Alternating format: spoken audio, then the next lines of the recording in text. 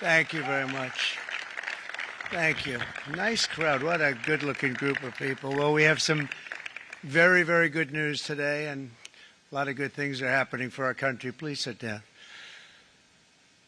My fellow Americans, this is Liberation Day, waiting for a long time. April 2nd, 2025 will forever be remembered as the day American industry was reborn, the day America's destiny was reclaimed, and the day that we began to make America wealthy again. We're going to make it wealthy, good and wealthy. For decades, our country has been looted, pillaged, raped, and plundered by nations near and far, both friend and foe alike. American steel workers, auto workers, farmers, and skilled craftsmen, we have a lot of them here with us today. They really suffered gravely. They watched in anguish as foreign leaders have stolen our jobs, foreign cheaters have ransacked our factories, and foreign scavengers have torn apart our once beautiful American dream. We had an American dream that you don't hear so much about. You did 4 years ago, and you are now, but you don't too often, and for many years and decades even, you didn't hear too much about. Our country and its taxpayers have been ripped off for more than 50 years, but it is not going to happen anymore. It's not going to happen.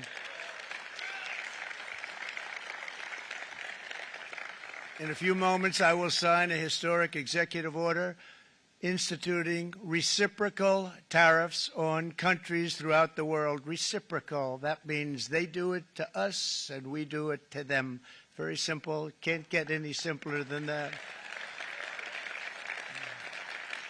This is one of the most important days, in my opinion, in American history. It's our declaration of economic independence. For years, hardworking American citizens were forced to sit on the sidelines as other nations got rich and powerful, much of it at our expense. But now it's our turn to prosper, and in so doing, use trillions and trillions of dollars to reduce our taxes and pay down our national debt, and it'll all happen very quickly. With today's action, we are finally going to be able to make America great again, greater than ever before.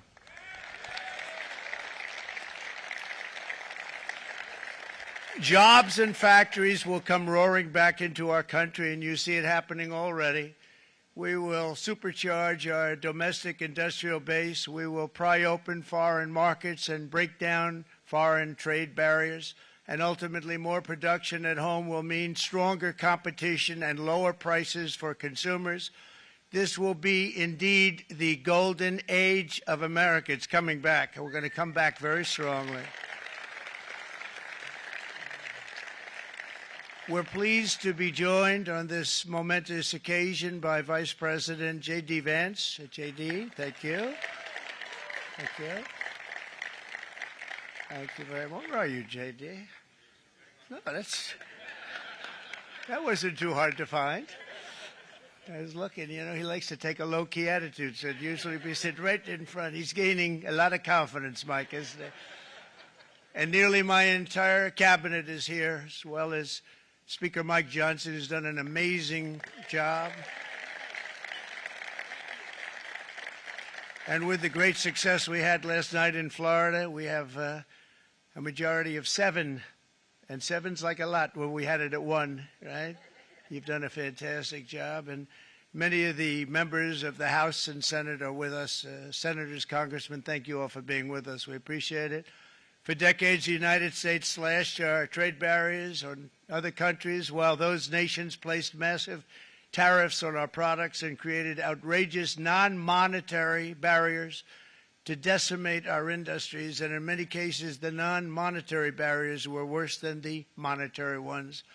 They manipulated their currencies, subsidized their exports, stole our intellectual property, imposed exorbitant VAT taxes to disadvantage our products, adopted unfair rules and technical standards, and created filthy pollution havens. They were absolutely filthy, but they always came to us and they said, we're violating, we should pay for it. It's all detailed in a very big report by the U.S. Trade Representative on Foreign Trade Barriers, and I'll just hold it up for you. It's available, and you don't have to pay too much. As I understand it, you'll pay nothing. It's a lot of work for something, actually, because it's a special book. It's frankly, it's very upsetting when you read it, when you see what people have been doing to us for 30 years. This all happened with no response from the United States of America, none whatsoever. But those days are over. Let me offer just a few examples of the vicious attacks our workers have faced for so many years. The United States charges other countries only a 2.4 tariff on motorcycles. Meanwhile, Thailand and others are charging much higher prices, like 60%. India charges 70%. Vietnam charges 75%, and others are even higher than that. Likewise, until today, the United States has for decades charged a 2.5 tariff. Think of that, 2.5% on foreign-made automobiles. The European Union charges us more than 10% tariffs, and they have 20% VATs, much, much higher. India charges 70%, and perhaps worst of all are the non-monetary restrictions imposed by South Korea, Japan, and very many other nations. As a result of these colossal trade barriers, 81% of the cars in South Korea are made in South Korea. 94% of the cars in Japan are made in Japan. Toyota sells 1 million foreign-made automobiles into the United States, and General Motors sells almost none. Ford sells very little. None of our companies are allowed to go into other countries. And I say that, friend and foe, and in many cases the friend is worse than the foe in terms of trade.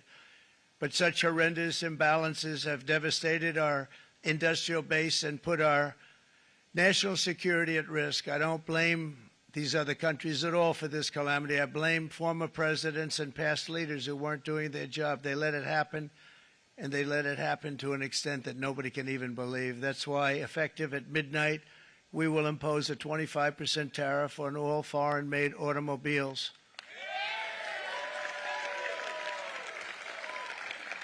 Thank you. Brian, I'd like to have you come up here for a second, okay? I just see him sitting. He's been a fan of ours, and he understands this business a lot better than the economists, a lot better than anybody. Brian, say a few words, please, would you? Thank you, Mr. Thank you. President. It's a great honor to have you. Thanks. Thank you, Mr. President. I grew up just north of Detroit, Michigan, in Macomb County, known as the home of the Reagan Democrats. My first vote for president was for Ronald Reagan. I thought that was going to be the best president I ever saw in my lifetime until Donald J. Trump came along.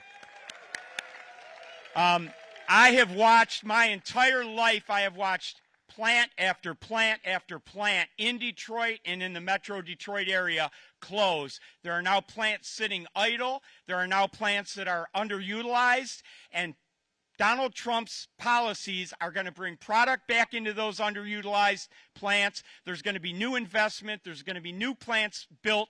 And the UAW members, and I brought 20 of them with me, they're sitting right over here. We support Donald Trump's policies on tariffs 100%. So, Mr. President, we can't thank you enough. And in 6 months or a year, we're going to begin to see the benefits. I can't wait to see what's happening 3 or 4 years down the road. Thank you, Mr. President. Thank you. What a great guy. He got it right from the beginning. He got it before almost anybody else. This group over there, they got it too. And, you know, we won the state of Michigan. We won almost all of them. But we won Michigan by a lot, and I want to just thank you all. The auto workers were fantastic. The Teamsters were fantastic. Everyone was pretty good, I will tell you. Thank you very much. I appreciate it. You're going to be very happy very soon, and you probably see what's happening with all of the, not only car companies, but car companies in particular. You see it with all of the ones they're moving, they're announcing day in, day out. You're seeing it.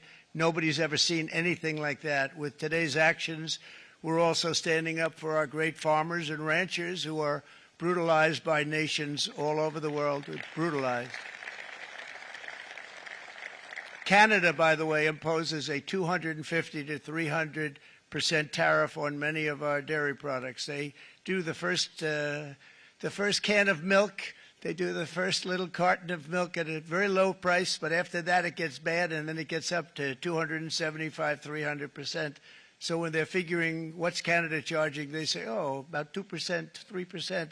But take a look at what happens down the road. When you look a little bit, it's not a pretty picture, and we don't like it, and it's not fair. It's not fair to our farmers. It's not fair to our country. And with countries like Canada, you know, we subsidize a lot of countries and keep them going and keep them in business. In the case of Mexico, it's $300 billion a year. In the case of Canada, it's close to $200 billion a year. And I say, why are we doing this? Why are we doing this? I mean, at what point do we say you got to work for yourselves, and you got to? This is why we have the big deficits. This is why we have that amount of debt that's been placed on our heads over the last number of years, and we're really not taking it anymore. Through non-tariff barriers, the European Union bans imports of most American poultry. You understand? They say, we want to send you our cars, we want to send you everything, but we're not going to take anything that you have. Australia bans, and they're wonderful people and wonderful everything, but they ban American beef, yet we imported $3 billion of Australian beef from them just last year alone. They won't take any of our beef. They don't want it because they don't want it to affect their farmers. And you know what? I don't blame them, but we're doing the same thing right now, starting about midnight tonight, I would say. And China charges American rice farmers an overquota, it's called, a tariff rate of 65%. South Korea charges 50%. Actually, they charge different, from 50% to 513%. And Japan, our friend, charges us 700%. But that's because they don't want us selling rice and other things. Who can blame them, Madam Secretary? Agriculture, great job you did on eggs, by the way. The egg prices came down 50%. You got them down 50% once we got involved. They were going through the sky. The egg prices, they were going through the sky, and you did a fantastic job. Now we have lots of eggs, and they're much cheaper, down about 59% now, and they're going down further. We charge 2.8% for so many things that other countries are charging 200%, 300%, and 400% for. If imposing tariffs and protective barriers made nations poor, then every country on earth would be racing to eliminate these policies, and China would be the first on line. They run a very strong country, but they're not first in line, and the American people are paying a very big price. From 1789 to 1913, we were a tariff-backed nation, and the United States was proportionately the wealthiest it has ever been. So wealthy, in fact, that in the 1880s, they established a commission to decide what they were going to do with the vast sums of money they were collecting. We were collecting so much money so fast, we didn't know what to do with it. Isn't that a nice problem to have? What do you think, Marco? Good problem? Marco would love that problem. But we don't have that problem anymore, but we're not going to have it very much longer, I will tell you. But they collected so much money, they actually formed a commission to determine what they were going to do with the money, who they were going to give it to, and how much. Then in 1913, for reasons unknown to mankind, they established the income tax so that citizens, rather than foreign countries, would start paying the money necessary to run our government. Then in 1929, it all came to a very abrupt end with the Great Depression, and it would have never happened if they had stayed with the tariff policy. It would have been a much different story. They tried to bring back tariffs to save our country, but it was gone. It was gone. It was too late. Nothing could have been done. It took years and years to get out of that depression, far longer than even FDR had that office right over there for a long period of time. The ramp system, that's rather intricate, was built because of him, and every time you walk up, you think of him, and he did a great job in many ways, but it lasted long beyond his terms, as you know. But it's not too late any longer, and we're going to start being smart, and we're going to start being very wealthy again. We're going to be wealthy as a country because they've taken so much of our wealth away from us. We're not going to let that happen.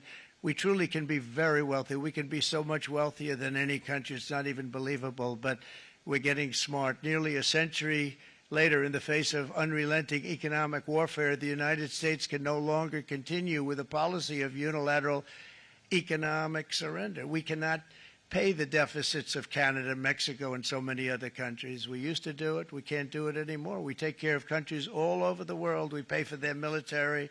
We pay for everything they have to pay. And then when you want to cut back a little bit, they get upset that you're not taking care of them any longer. But we have to take care of our people, and we're going to take care of our people first. And I'm sorry to say that.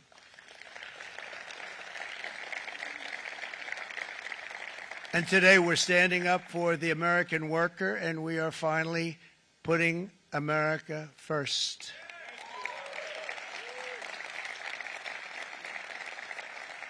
In Sleepy Joe Biden's last year in office, the United States hemorrhaged 100,000 manufacturing jobs, and the number was going through the roof at levels never seen before. And our trade deficit reached a record $1.2 trillion, which is unheard of. Since the beginning of NAFTA, the worst trade deal ever made, it was a horror show. I was able to terminate it. They all said you'd never be able to get it out. We had to get approval from Congress to get it terminated. We had to live with that deal. It was the worst trade deal ever made by far. But since the very beginning of NAFTA, our country lost 90,000 factories. Think of what that is, 90,000. Think about putting a map up and putting tax on it. You wouldn't have enough room. 90,000. I said, is that possible? We had it checked 4 different times, and it was actually somewhat higher than that. And 5 million manufacturing jobs were lost while racking up trade deficits of $19 trillion. That was the worst trade deal ever made. As a result of these gigantic losses, foreign nations now own $26 trillion more of American assets than think of this, than the Americans own of their own foreign assets or other foreign assets. The United States can no longer produce enough antibiotics to treat our sick. We have a tremendous problem. We have to go to foreign countries to treat our sick. If anything ever happened from a war standpoint, we wouldn't be able to do it. We import virtually all of our computers, phones, televisions, and electronics. We used to dominate the field, and now we import it all from different countries. A single shipyard in China now produces more ships every year than all of the American shipyards combined. Think of that. And it was a business that we used to dominate. We used to dominate it totally. In short, chronic trade deficits are no longer merely an economic problem. They're a national emergency that threatens our security and our very way of life. It's a very great threat to our country.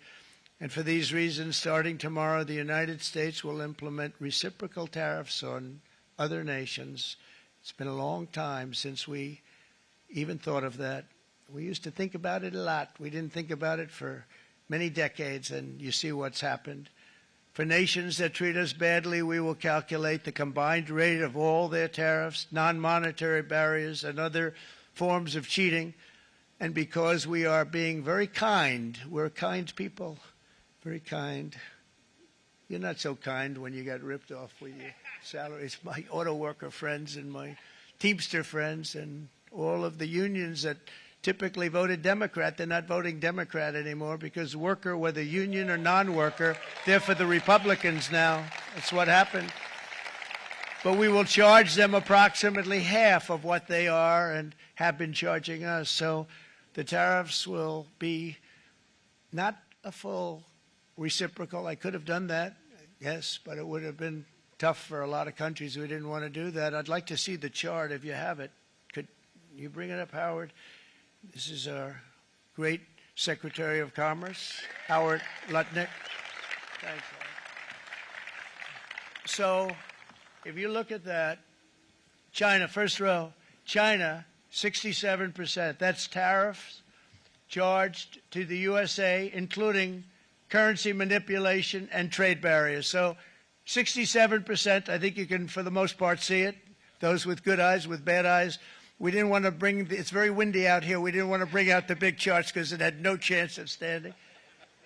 Fortunately, we came armed with a little smaller chart.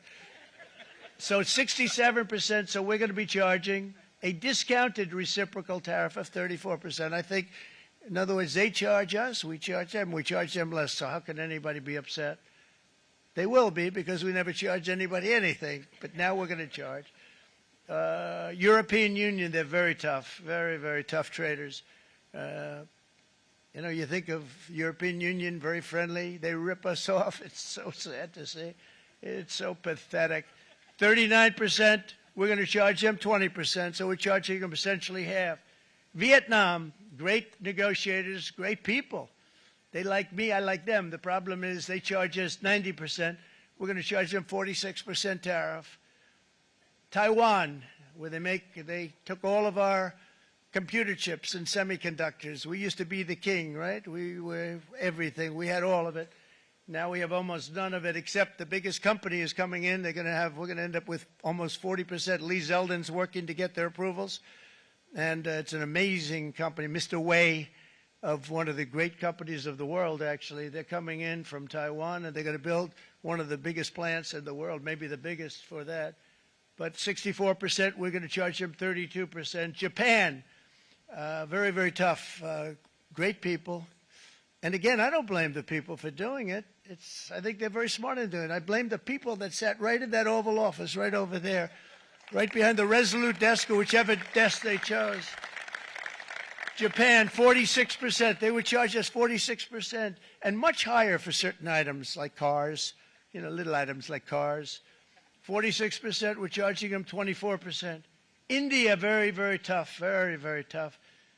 The Prime Minister just left, and he's a great friend of mine, but I said, you're a friend of mine, but you're not treating us right. They charge us 52%. You have to understand, we charge them almost nothing for years and years and decades, and it was only 7 years ago when I came in, we started with China and charged them. We took in hundreds of billions of dollars from China in tariffs, and they understood, honestly.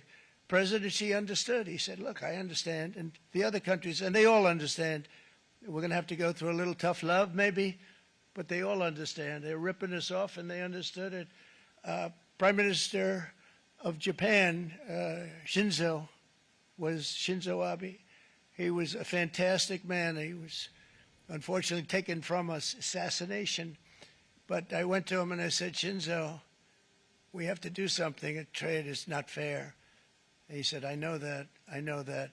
And he was a great gentleman. He was a fantastic man. But he understood immediately what I was talking about. I said, Shinzo, we have to do something. He said, I know that.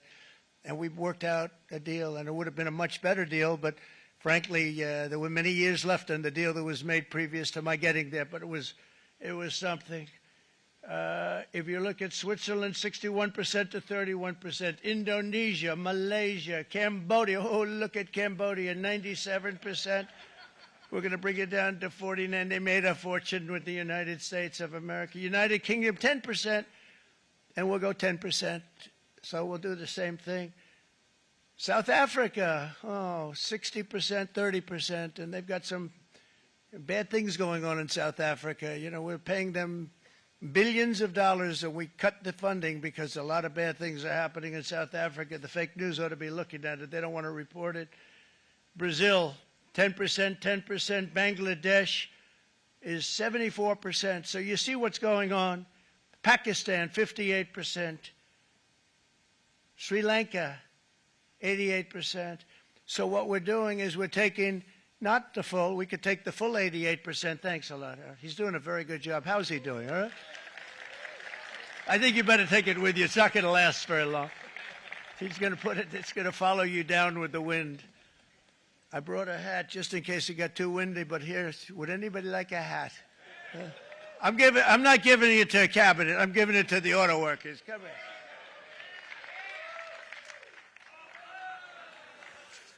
Thank you, fellas. Get it. That's it.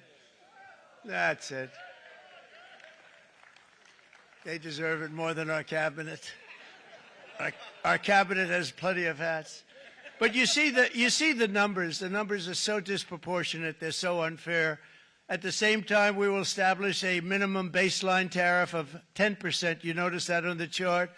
And that'll be on other countries to help rebuild our economy and to prevent cheating. So we're going to have a minimum of cheating, and we're going to be very severe on the people that at the gate that watch the tariffs and watch the product coming in, because there's been a lot of bad things happening at the gate because the money is so enormous that you're talking about. There's never been probably anything like it in terms of the enormity, and there are a lot of bad things happen at the people that do the check-in, and they're looking at 10-year jail sentences if they do play. We're going to treat them so good, but if they cheat, the repercussions are going to be extremely strong.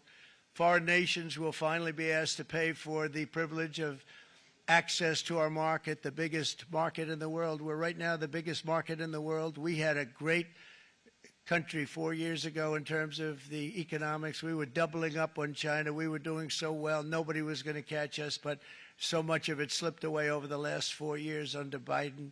I campaigned on this policy throughout last year, and today that promise was made, and it was also a promise, as you know, that was kept. Promises made, promises kept. To any company that objects to our common sense reciprocal tariffs, again, reciprocal, back and forth, back and forth.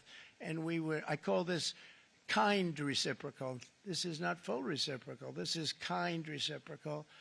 But what we do is we cut it in half. We charge them. My answer is very simple if they complain. If you want your tariff rate to be zero, then you build your product right here in America, because there is no tariff if you build your plant, your product in America.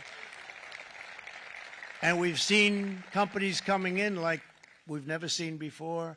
Likewise to all of the foreign presidents, prime ministers, kings, queens, ambassadors, and everyone else who will soon be calling to ask for exemptions from these tariffs, I say, terminate your own tariffs, drop your barriers, don't manipulate your currencies. They manipulate their currencies like nobody can even believe, which is a bad, bad thing and very devastating to us, and start buying tens of billions of dollars of American goods. Tariffs give our country protection against those that would do us economic harm, and many people were looking to do us economic harm. Maybe not so obviously, but they were doing tremendous economic harm.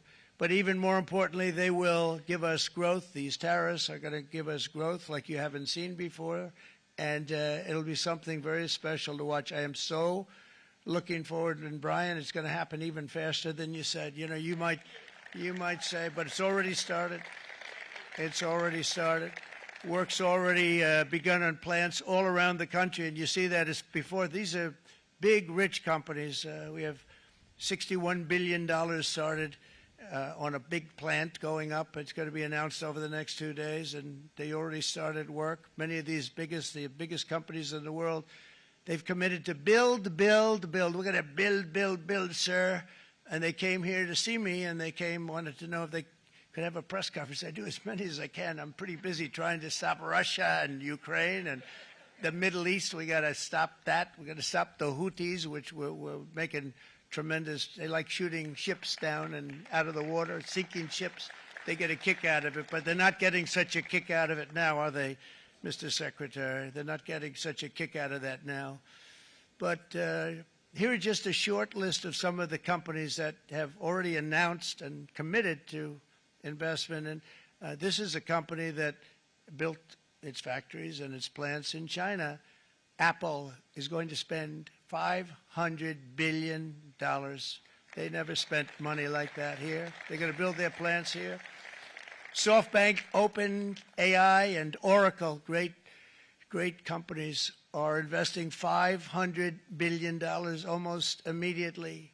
NVIDIA, a hot company, is investing hundreds of billions of dollars. They just announced. TSMC, the biggest, most important company in the world of chips from Taiwan, with no investment from us, is investing $200 billion. And they said the reason was, number one, the election of November 5th, and number two, the tariffs. They don't want to pay the tariffs, and the way they're not paying it is to build their plant here. So we're going to go from almost no percentage. We used to have 100% of the chip market. Now it's all in Taiwan. Almost all of it's in Taiwan, a couple of other countries, but mostly in Taiwan.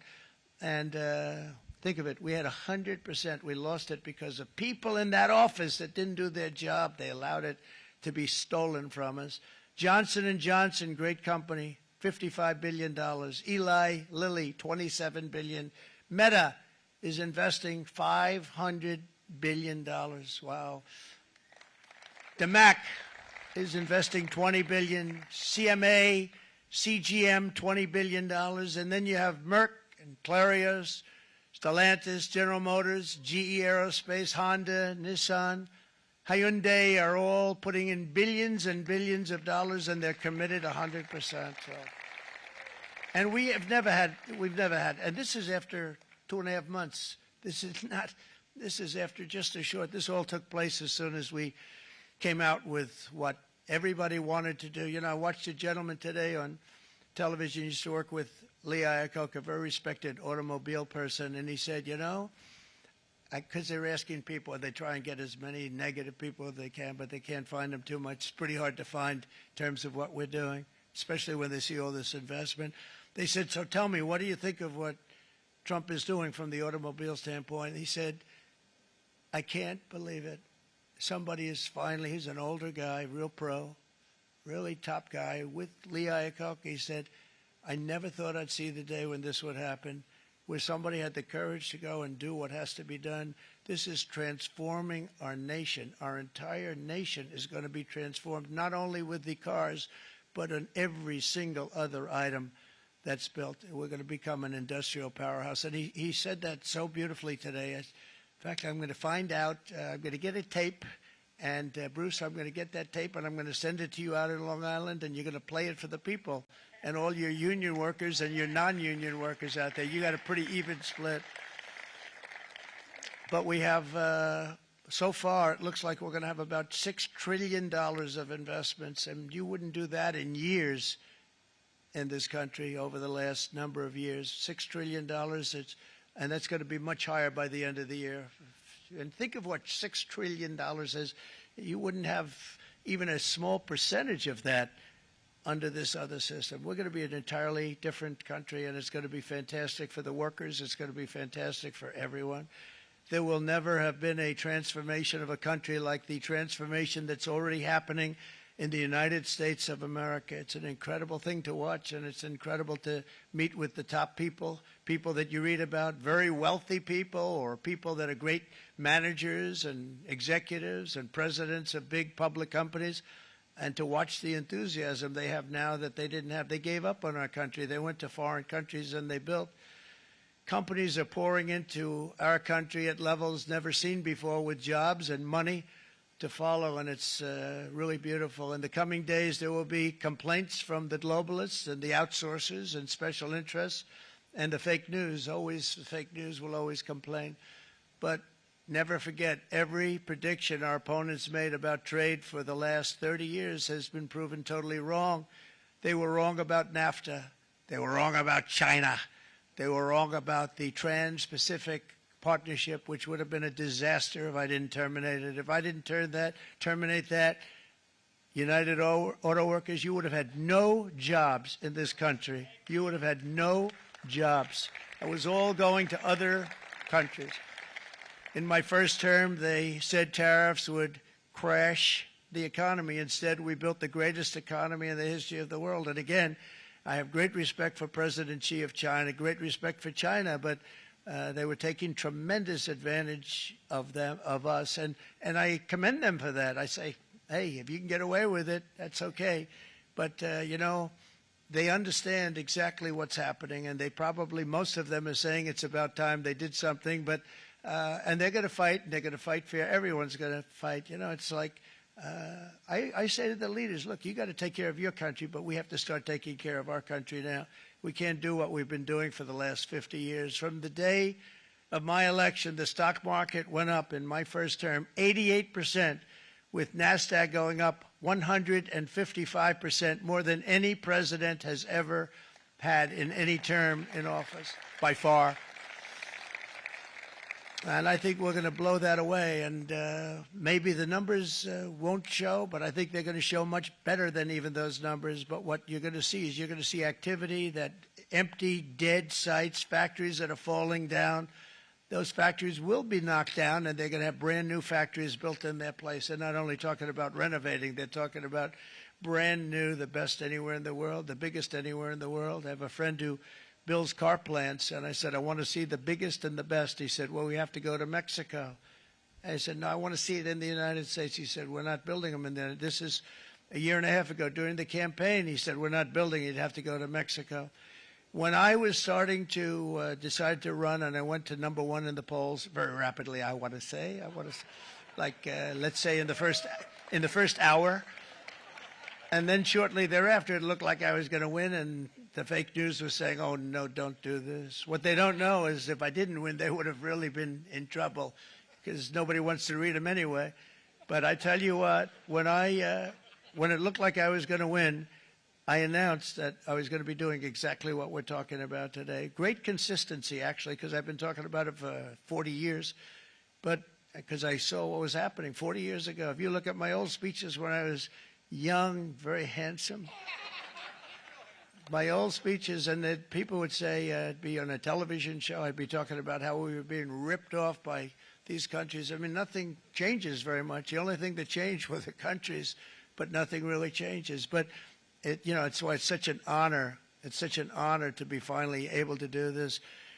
If you look at China, I took in hundreds of billions of dollars in my term, hundreds of billions. They never paid 10 cents to any other president, and yet they paid hundreds of billions, so much so that Biden couldn't do anything. They wanted to try and terminate it because he had a very special relationship with China. You know what the relationship was? He had a special relationship. But the numbers were so big, that they couldn't do it. So they did ease it up. They did things that they shouldn't have done. They made it a lot more comfortable for them, but they couldn't do it because the numbers were hundreds of billions of dollars, and I did that. And we were on our way to doing something like incredible. And then we had a very bad election happen, a lot of bad things happened. So when I said we got to do it again, I said we have to make it too big to rig. And we made it too big to rig, and we won in records, and it was a monumental win.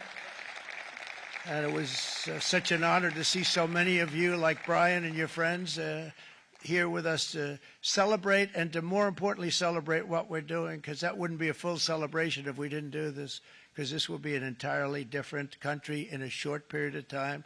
It'll be something the whole world will be talking about it. The critics made the very tired predictions earlier this year, but in February, core inflation dropped to the lowest rate in 4 years, and the price of eggs, as you know, just in a month and a half, we were there for 4 weeks, and the first week I got blamed for eggs. I said, I just got here. They said eggs have gone up at like 250%, and you can't get eggs, and they were going crazy. And I said, I just got here. And then we got to work on eggs, and we got to work on everything. And our great Secretary of Agriculture, you did a fantastic job, Brooke Rollins. She did a fantastic job. And as I said before, the price of eggs dropped now 59%, and they're going down more, and the availability is fantastic. They were saying that for Easter, please don't use eggs. Could you use plastic eggs? I said, we don't want to do that. We want to, and you really came through. It's an amazing job. Thank you very much, Brooke. You did great. But likewise, an old-fashioned term that we use, groceries. I used it in the campaign. It's such an old-fashioned term, but a beautiful term, groceries. It sort of says a bag with different things in it. Groceries went through the roof, and I campaigned on that. I talked about the word groceries for a lot, and energy costs now are down. Groceries are down. Gasoline is way under $3, and people are beginning to be able to buy things and live again. We brought prices way down. We created 10,000 already in a few weeks, new manufacturing jobs, and it was that took place in 1 month.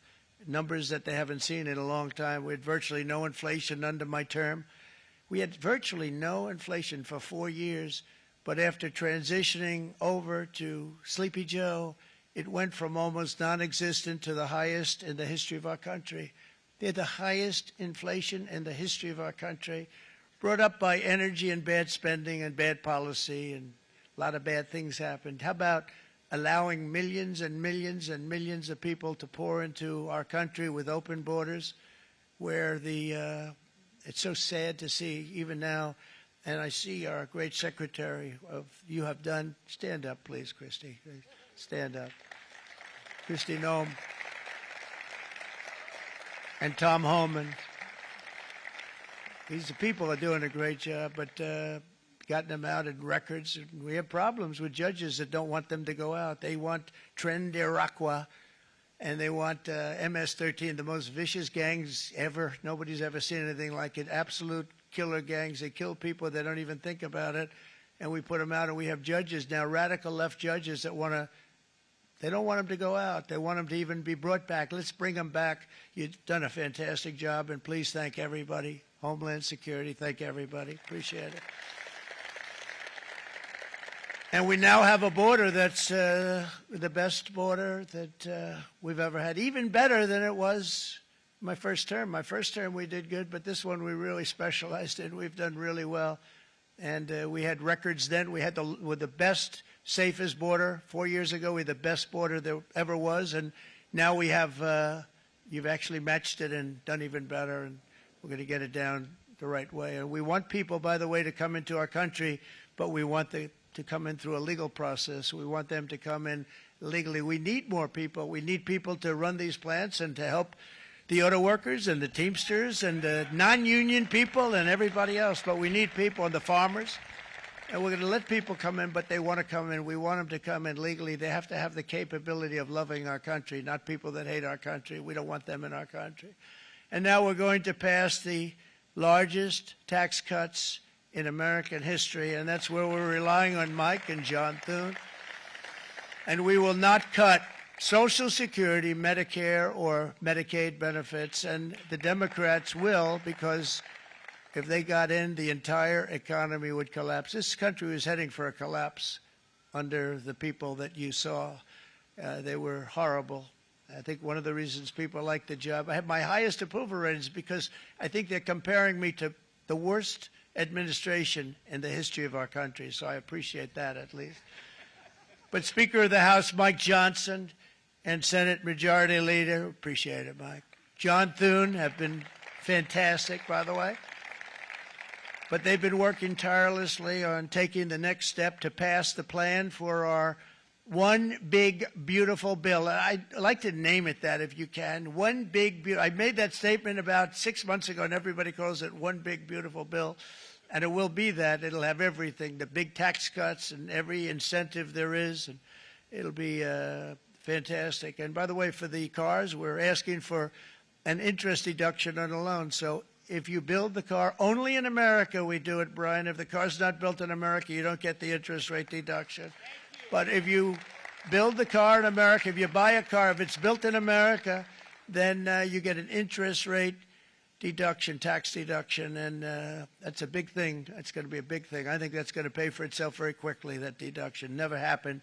We've never had anything like that before. Somebody said, where do you get the idea? Because it's so basic. You would think that would have happened a long time ago.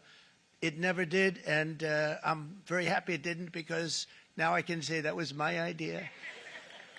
But we're going to get us closer to the debt extension. We have to get the debt extension passed, and I know you're going to be able to do that, Mike, and it's very important that you do that. And all of the other things that the Senate budget plan gives us, along with working, because I know they're working together, John and Mike, and the two bills are going very well together. We need to get our shared priorities done, including certain permanent tax cuts. We want the tax cuts to be permanent, spending cuts, energy and historic investments in defense, border, and so much more. We're covering everything. These will be phenomenal. There'll be no bill like this going to straighten. One bill is going to straighten out our country for many, many years to come.